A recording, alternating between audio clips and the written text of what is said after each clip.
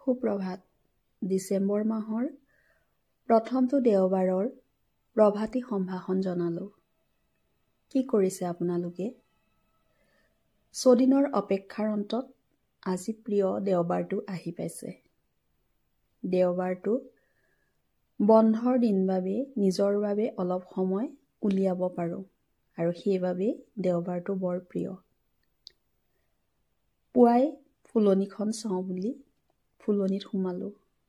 ফুলনিখনত সোমোৱা মানেই এখন অন্য পৃথিৱীলৈ যোৱা যেন লাগে। কিমান ধুনীয়াকৈ ফুলবোৰ ফুলি আছে।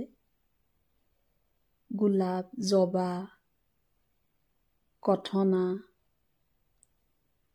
খৰিকাজাই, বিভিন্ন ফুলেৰে ফুলনিখন ভৰি আছে।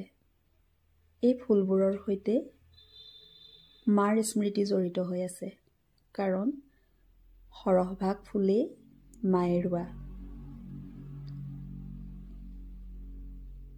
অৱশ্যে দিনটো কৰ্মস্থলীত থকাৰ বাবে ইয়াৰ সৌন্দৰ্য এই বন্ধৰ বাৰটোতহে দেখিবলৈ পাওঁ। আমাৰ ফুলনিখন কেনে লাগিছে বাৰু? জনাবচোন কমেণ্টত। ফুলৰ সৌন্দৰ্য নিশ্চয় আপোনালোকেও ভাল পায়।